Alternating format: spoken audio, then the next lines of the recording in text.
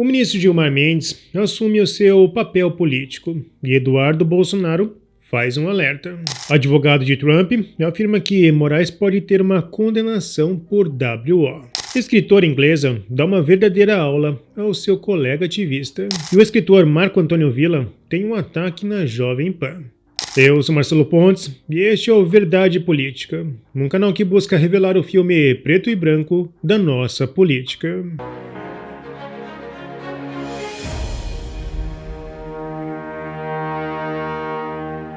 Não se esqueça de verificar a sua inscrição e conferir se está acionado todas as publicações.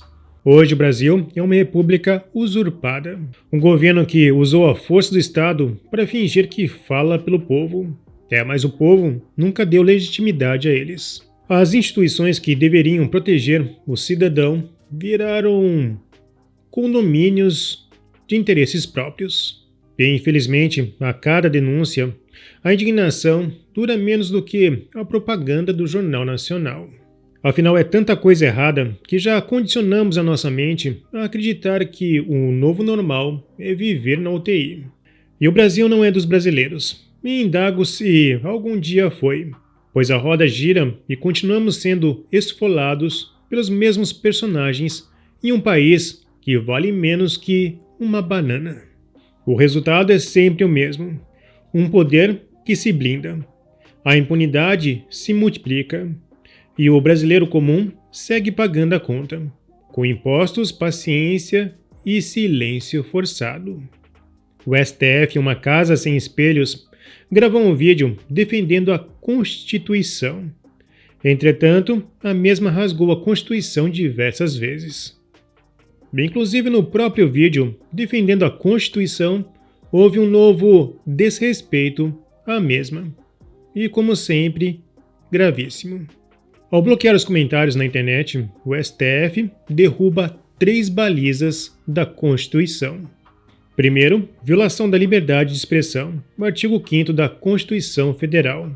A Constituição garante o direito à livre manifestação do pensamento e proíbe qualquer tipo de censura prévia. O STF não poderia censurar praças públicas, ainda mais a própria. Segundo, ferimento do direito de petição e de participação popular, também no artigo 5º. A Constituição afirma que todo o poder emana do povo e que este o exerce diretamente ou por meio de seus representantes. Ao fechar espaços de manifestação em plataformas oficiais, o STF impede a participação direta do cidadão no debate político e institucional, o que vai na contramão da ideia de república e soberania popular. E terceiro, desrespeito ao princípio da publicidade e da transparência. Artigo 37 caput. Órgãos públicos têm o dever de agir com transparência, permitindo que a sociedade participe e fiscalize suas ações. Bloquear comentários em canais oficiais impede o cidadão de exercer o papel de fiscal do poder, o que fere o dever constitucional de publicidade dos atos públicos. Mas o que esperar de uma corte que tomou para si um protagonismo político fora da Constituição e ainda mantém simpatia por regimes que defendem figuras como Maduro? O ministro do Supremo Tribunal Federal do Brasil, ministro Gilmar Mendes, decidiu vir para o nosso país atacar Portugal. Este brasileiro veio cá chamar os nossos serviços de imigração de desorganizados e caóticos. Um ministro brasileiro que ao longo dos anos tem tomado muitas decisões que só favoreceram os políticos do PT e muito próximos de Lula, sobretudo naqueles processos da Lava Jato. Caótico. Caro Gilmar Mendes, caótico é o Brasil, onde milhões vivem em favelas, onde o crime organizado manda em cidades inteiras e onde a corrupção sem fim já destruiu tantos governos. Eduardo Bolsonaro afirmou no X. Gilmar Mendes não aprendeu nem com a Lei Magnitsky. Essa legislação, ainda que de alcance norte-americano, estabelece parâmetros que nenhuma jurisdição conseguiu ignorar com sucesso. A União Europeia, por exemplo, tentou avançar em iniciativas próprias, mas enfrentou os mesmos limites. A realidade é clara. Não há escapatória para a Lei Magnitsky. Empresas e instituições financeiras brasileiras terão de se adequar às sanções presentes e futuras dos Estados Unidos, se quiserem manter acesso ao maior mercado do planeta. A alternativa, restringir-se apenas ao mercado interno, seria, em muitos casos, inviável, conduzindo à falência a maioria das organizações direta ou indiretamente ligadas ao sistema global. O verdadeiro problema do Brasil, porém, não é técnico nem jurídico, mas moral. As mais altas autoridades do país frequentemente atuam para proteger interesses pessoais, deixando de lado aquilo que deveria ser sua prioridade, o bem-estar do povo brasileiro. É essa inversão de valores que corrói nossas instituições e compromete o futuro da nação. Sobre o processo que Alexandre de Moraes deveria responder nos Estados Unidos, o advogado de Trump, Martin de Luca, afirmou: "Isso significa que o sistema brasileiro está agora debatendo se Moraes pode ser notificado de que está sendo processado por censura, algo que deveria ser automático pela Convenção de Haia. Enquanto todo cidadão comum é notificado em dias, Moraes desfruta de tratamento especial e níveis de proteção burocrática. O processo foi discretamente soterrado por ordens confidenciais, como se o devido processo legal fosse um segredo de Estado. Proteger Moraes do serviço apenas prova exatamente porque o caso existe em primeiro lugar. Tudo indica que o sistema irá tentar blindar Alexandre de Moraes. Porém, significa que Alexandre de Moraes será condenado por WO, ou seja, vitória automática de Trump.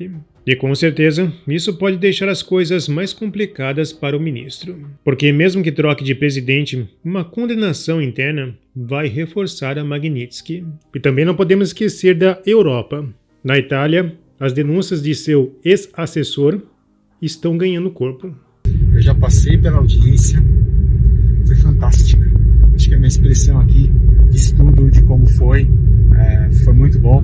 Esse aqui é o meu advogado, meu advogado, Mariano, que me acompanhou em tudo. O juiz recebeu muito bem, é como se fosse um ministro aqui, recebeu muito bem, foi ótimo. E agora vamos para a luta. Ficaram super impressionados, principalmente com a questão da juíza Ludmila Lins Grillo, que está fora do país por ser perseguida, e também pelos problemas, né, das pessoas que estão na Espanha, na Argentina, na Polônia, nos Estados Unidos. Tudo foi mencionado e foi muito bem recebido por eles. Agradeço a vocês e vamos lutando aí pela nossa liberdade. Um abraço, fiquem com Deus. Bom, mas o maior problema do Brasil não é técnico, mas sim ideológico. Nos Estados Unidos, a guerra já está em curso e, pouco a pouco, a vontade popular vai derrubando as bandeiras partidárias erguidas apenas para manter os democratas no poder a qualquer custo. E claro que nesse processo, muitos receberam uma lavagem cerebral. A escritora Kathleen Rowling é uma das mais atacadas por defender as mulheres. O escritor Billy Jensen tentou provocá-la com seu devaneio. Você pode dedicar a mesma energia à luta contra o fascismo? Estamos passando por um momento difícil aqui. A escritora rebateu. Combater o fascismo, entre aspas, deve ser muito difícil estar nas trincheiras, com lama até os joelhos, balas voando por todo lado. Mas é ótimo que você ainda encontre tempo para tuitar. Bom, neste pequeno debate percebemos duas coisas. Um lado trabalha com panfleto ideológico, típico de lavagem cerebral. Afinal, tratar qualquer conservador como fascista é um erro histórico e conceitual. Já o outro lado trabalha com a lógica histórica, tentando trazer o debatedor para a realidade. Mas o Brasil sofre mais do que os Estados Unidos por falta de vacina contra o socialismo. Na verdade, o Brasil é o experimento mais bem-sucedido de George Soros. Utilizando todos os mecanismos discriminatórios, a esquerda criou uma cultura de tribos.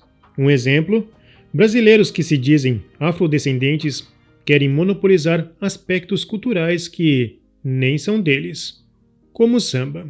Para o grupo que sofreu lavagem cerebral, supostos brancos não podem consumir culturas africanas. Mas imagine se os descendentes de portugueses fizessem o mesmo. Os supostos afrodescendentes deveriam ser proibidos de falar, já que o português é uma herança de Portugal. Neste ponto, eu fiz a mesma coisa do que a escritora de Harry Potter. Apontei o ativismo ilógico e rebati com pura lógica. Mas esse mesmo nível de ativismo ilógico podemos ver dentro do STF.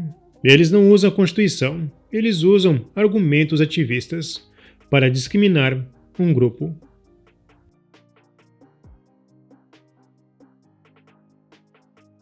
Bom, isso ficou exposto no debate entre Marco Antônio Villa e Deltan Dallagnol. Villa, cheio de ódio e a ponto de ser internado em uma clínica psiquiátrica, atacou Bolsonaro. Em seu discurso, adjetivos e muito achismo. E Deltan Dallagnol rebatendo no campo do direito. Portanto, ele não deveria ser condenado por nenhum dos 5 crimes atribuídos a ele. Marco, não sou eu que estou dizendo isso, é a lei. Uma velha lição de Olavo de Carvalho. Não basta apenas derrotar a esquerda. A direita precisa ocupar todos os espaços.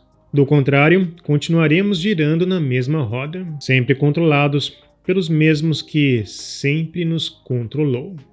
Bom, se você apoia a Verdade Política, não se esqueça, curta, comente e compartilhe. Clique no sininho para você receber as nossas notificações. E vamos continuar na luta em prol da verdade.